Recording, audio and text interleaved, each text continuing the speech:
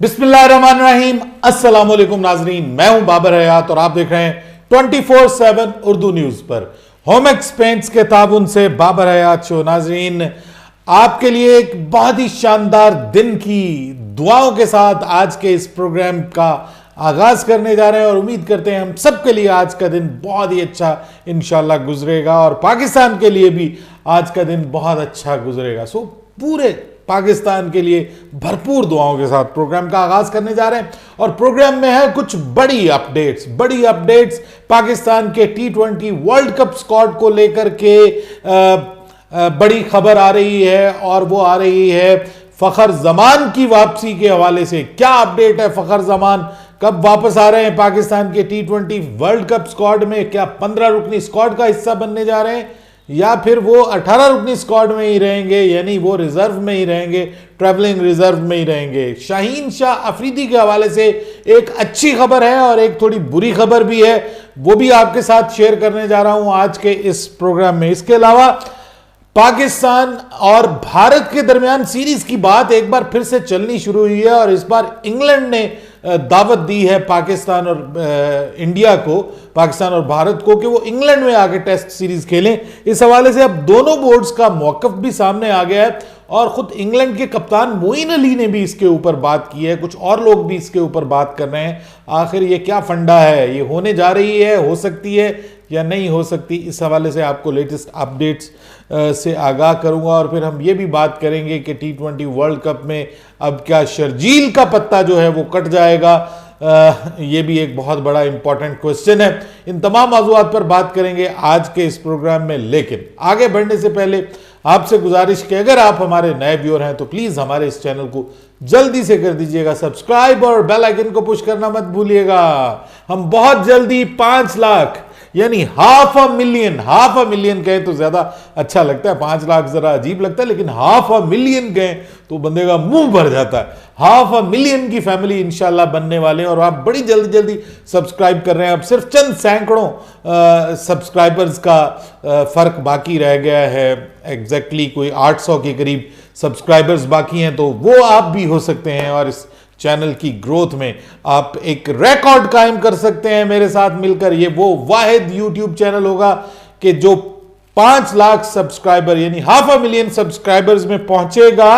पाकिस्तान का वाहिद YouTube channel जो कि पाकिस्तान क्रिकेट को ही कवर कर रहा है और इस चैनल के ऊपर आप एक नॉन क्रिकेट एनालिस्ट को देख रहे हैं। यानी मैं कोई क्रिकेटर नहीं हूं, लेकिन मैं क्रिकेट एनालिस्ट हूं, स्पोर्ट्स जर्नलिस्ट हूं। तो जितने भी स्पोर्ट्स जर्नलिस्ट हैं माशाल्लाह मुझसे बहुत बड़े बड़े हैं, उन सब से आगे जाने का और कुछ क्रिकेटर से भी आगे जाने का मौका मिल रहा है मुझे, हाफ अ मिलियन। तो आप सबका इसके लिए एडवांस में शुक्रिया भी। लेकिन अब आ जाएं प्रोग्राम की जानिब। आप गुस्से हो जाते हैं कि आप ऐसी वैसी इधर उधर की बातें बहुत करते हैं, तो जनाब आपका वक्त ज़ाया किए बगैर अब आपको बता दूं कि जनाब पाकिस्तान और इंडिया की सीरीज के हवाले से पत्ता फेंका है इंग्लैंड क्रिकेट बोर्ड ने। वैसे बड़ा सियाना है, उसने कहा कि ये दोनों टीमें जो हैं वो मेरे पास आकर खेलें और यहां पर आकर 3 मैचेस की टेस्ट मैच सीरीज खेलें और जनाब हमारी भी मौजें हो जाएं, क्योंकि इतना क्राउड वहां पे मिलेगा। आपको पता है इंग्लैंड में इंडियन और पाकिस्तानीज बहुत ज्यादा हैं और अगर इंग्लैंड में भी इंडिया पाकिस्तान का मैच होता है तो वो हाउसफुल होता है और उसका ऑब्वियसली इंग्लैंड को बहुत ज्यादा फायदा होना था। तो इंग्लैंड ने कहा कि जनाब कुछ ना कुछ हमें भी बीच में से मिल जाएगा, कुछ जो ब्रॉडकास्ट राइट्स हैं उनमें से भी मिल जाएगा। और ये है कि बहरहाल वो ये चाहते भी हैं कि इंडिया पाकिस्तान के दरमियान क्रिकेट हो और खासतौर पर टेस्ट क्रिकेट हो, क्योंकि T20s और ODIs तो अब हो रहे हैं, होते रहेंगे। T20s तो काफी हो गए हैं, अब ODIs जो हैं वो भी अगले साल जो है वो T20 ODI वर्ल्ड कप होने जा रहा है, तो उसमें पाकिस्तान और इंडिया के दरमियान ODIs भी हो गए और अगला एशिया कप भी ODIs का एशिया कप होगा, तो उसमें भी पाकिस्तान इंडिया एक दूसरे के सामने आएंगे। टेस्ट में सामने नहीं आ रहे।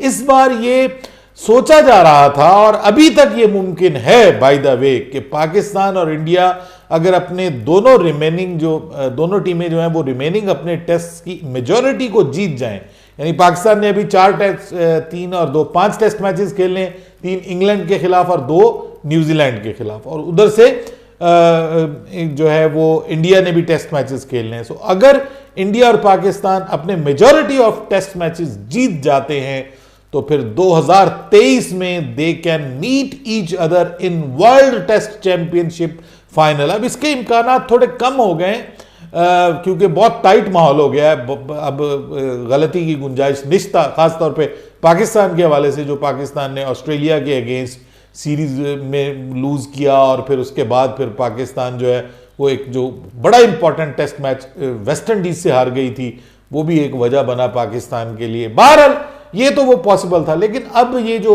बाकायदा एक लेटर लिखा गया है, ये कोई उड़ी हुई बात नहीं है, बाकायदा एक लेटर लिखा गया है बीसीसीआई को, और इंग्लैंड ने उनको भी ऑफर की है, पाकिस्तान को पहले से ये ऑफर किया, और ये एशिया कप से पहले जब ये आईसीसी का इजलास हुआ था उसमें भी ये बात हुई थी और वहां पर भी ये बात फ्लोट की गई थी, लेकिन वहां पर इसको इतनी पजीराई नहीं मिली थी। अब ऑफिशियली इसको फेंक दिया गया है मैदान में, और पाकिस्तान क्रिकेट बोर्ड ने इसके ऊपर एतराज़ किया। उन्होंने कहा जी कि हम बड़ी मुश्किल से अपने मुल्क में क्रिकेट वापस लेके आए और अब हम न्यूट्रल वेन्यूज़ के ऊपर क्रिकेट नहीं खेलेंगे। अगर भारत ने हमसे खेलना है तो वो पाकिस्तान में आके खेले, अब हमारा मुल्क ही इसको होस्ट करेगा। ये तो पाकिस्तान क्रिकेट बोर्ड का स्टैंस आ गया।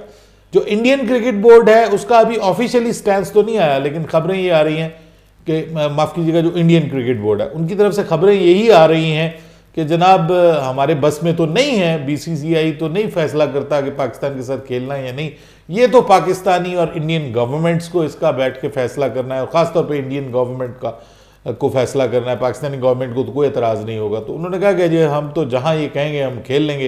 यानी ये भी एक गोंगलुओं के ऊपर से मिट्टी झाड़ने वाली बात है। आपको पता है कि यहाँ इसका मतलब यही होता है कि हम नहीं खेल रहे। सो ये एक ऑफ़र है, अभी भी ऑफ़र अपनी जगह पे मौजूद है। फ्यूचर में मुमकिन है इसके ऊपर कोई आगे पेशरफ्त हो जाए, लेकिन राइट नाउ कोई सीरीज, टेस्ट सीरीज होती हुई मुझे तो कम अज़ कम नज़र नहीं आ रही। लेकिन for the sake of the news हमने उसके ऊपर बात ज़रूर की है। शर्जील खान के फैंस के लिए थोड़ी परेशानी की खबर है, वो ये कि शर्जील खान के बारे में आपको पता है कि हमारे चीफ सेलेक्टर ने कहा था कि वो हमारे 18 में हैं, 15 में नहीं है। और 15 में क्यों नहीं है? उन्होंने कहा था कि हमने देखना है कि फ़खर जमान जो है उनकी फिटनेस किस तरह की होती है, और फ़खर जमान अगर अवेलेबल हो जाते हैं तो वो हमारी पहली चॉइस होंगे। तो अब जनाब फ़खर जमान के हवाले से ये खबर आ गई है कि वो 15 अक्टूबर को पाकिस्तान टीम को ब्रिस्बेन में ज्वाइन कर लेंगे। पाकिस्तान टीम को 15 अक्टूबर को ब्रिस्बेन में ज्वाइन कर लेंगे। यानी इसका मतलब ये है कि वो फिर T20 वर्ल्ड कप के स्क्वाड का हिस्सा बन सकते हैं। यानी 15 रुकनी स्क्वाड में अब उनकी आमद के चांसेस हैं। अब वो किसकी जगह आएंगे? देखिए, ये भी हो सकता है कि उनको लाया जाए और खुशदिल शाह को निकाल दिया जाए और बाकी कहा जाए कि वो मतलब बाकी सब ठीक है, मतलब बाकी जितने भी 15 रुकनी है वो सारे सेम के सेम रहें, और एक आध जो है 18 रुकनी स्क्वाड जो है उसमें एक आध तब्दीली कर दी जाए। अब क्या खुशदिल शाह को ट्रैवलिंग रिजर्व में रख लिया जाएगा, या फिर ये है कि शर्जील खान जो है उनको ट्रैवलिंग रिजर्व में रख लिया जाए? ये मुमकिन है। क्या ये जो मिडल ऑर्डर है इसको मजीद इम्प्रूव नहीं किया जाएगा? क्या शोएब मलिक के बारे में जो खबरें आ रही हैं कि उनको ग्रीन सिग्नल दे दिया गया था कि जी आप तैयार हो जाएं, क्या वो भी बात जो है वो बीच में डामाडोल हो जाएगी? अब अजीबो गरीब किस्म की स्पेकुलेशंस इस वक्त हो रही हैं। कुछ लोग कह रहे हैं कि जी खुशदिल शाह भी रहेगा और ये भी आ जाएंगे और शायद हैदर अली का पत्ता कट जाए, लेकिन ये बहुत बड़ी नाइंसाफ़ी होगी कि उस बंदे को सिर्फ 2 इनिंग्स दे के आप खेलने के लिए अगर आप उसको टीम से बाहर निकाल रहे हैं तो ये उस बंदे के साथ बहुत बड़ी ज़्यादती होगी। मेरे ख्याल में उसको पूरी सीरीज़ मिलनी चाहिए थी, जो कि नहीं दी गई और उसको कह दिया गया कि जी वो अनफिट हो गया। तो हमारे यहाँ जिसको नहीं खिलाया जाता उसको कह दिया जाता है कि वो अनफिट हो गया। लेकिन उम्मीद करते हैं कि शायद आज जो मैच खेला जा रहा है उसमें उनको मौका दे दिया जाए, या अगले 2 मैचेस में उनको मौका दे दिया जाए लाहौर में, और कम से कम हमको एक बार फिर जो है वो एक नॉर्मल कंडीशन में, दोनों मैचेस में शदीद प्रेशर में उनकी बारी आई है। एक मैच में उनकी बारी नहीं आई, वो किसी की भी नहीं आई थी, आपको पता है बाबर और रिजवान ही खेले थे। तो अब ये जो सिचुएशन है इसमें बहुत सारी स्पेकुलेशंस हो रही हैं, सोर्सेज कोई कुछ कह रहा है कोई कुछ कह रहा है, लेकिन इसका पता हमें उसी वक्त चलेगा कि जब अब नया स्क्वाड अनाउंस होगा। बहरहाल पीसीबी अभी अपने पत्ते सीने से लगा के रखा हुआ है पीसीबी ने। लेकिन शाहीन शाह अफरीदी के हवाले से बुरी खबर यह है कि शाहीन शाह अफरीदी अब कन्फर्म हो गया कि वो न्यूजीलैंड के खिलाफ सीरीज से आउट हो गए हैं। शाहीन शाह अफरीदी न्यूजीलैंड वाले जो ट्राई नेशन सीरीज है उसमें अब मौजूद नहीं होंगे, और वो भी 15 अक्टूबर को ही ज्वाइन करेंगे वहाँ पर ब्रिस्बेन में।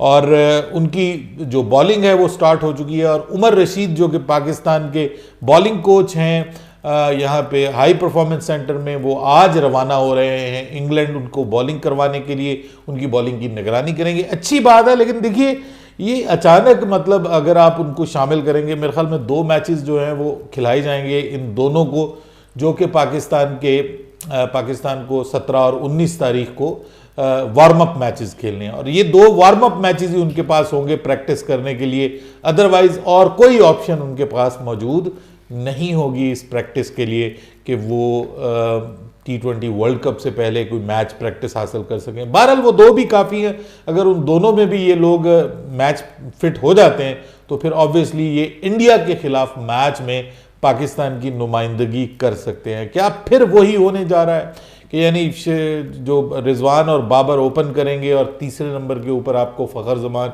उसी तरह गवाचे गवाचे नजर आएंगे, या पाकिस्तान ये जो बकिया 3 मैचेस हैं इनमें कोई ओपनिंग के हवाले से भी कोई तब्दीली करने का प्लान कर रहा है? क्या मोहम्मद रिजवान को रेस्ट करवा के एक नया ओपनर ट्राई किया जाएगा और देखा जाएगा कि इससे क्या फ़र्क पड़ता है?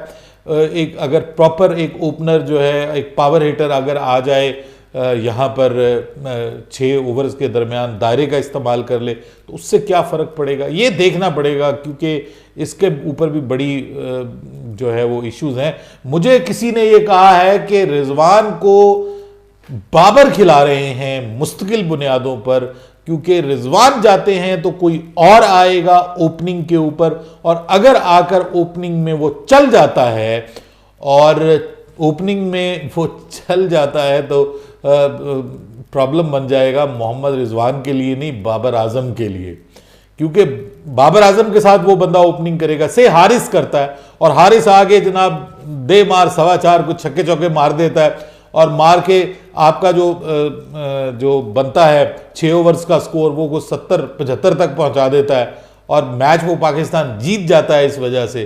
तो सवाल उठेंगे कि जनाब ये हम कहते थे कि प्रॉपर ओपनर को लेके आओ स्टार्ट में, तो बात फिर ये नहीं होगी कि बाबर और हारिस ओपनिंग करें या बाबर और फ़खर या बाबर और शर्जील, फिर यही होगा कि रिजवान क्योंकि नीचे खेल ही नहीं सकते तो जनाब रिजवान और फ़खर जो है वो ओपनिंग करे और बाबर आजम तीसरे नंबर पे आए। तो बाबर आजम को अपनी पोजीशन बचाने के लिए रिजवान को खिलाना पड़ता है कि रिजवान खेलेंगे बाबर आजम के साथ तो तीसरे ऑप्शन के ऊपर बात ना होगी। ये मुझे बताया गया कि जी ये सीन है। बहरहाल अब आज पाकिस्तान का मैच है और बाबर आजम के पास बड़ा मौका है कि वो 61 रन्स बनाकर दुनिया के तेज तरीन 3000 T20 इंटरनेशनल रन्स बना सकते हैं और विराट कोहली का रिकॉर्ड तोड़ सकते हैं। 2 मैचेस बाय द वे उनके पास अभी पड़े हैं, अभी भी मतलब वो 86 इनिंग्स तक जो है वो कर सकते हैं, क्योंकि 87 इनिंग्स में जो है वो ये रिकॉर्ड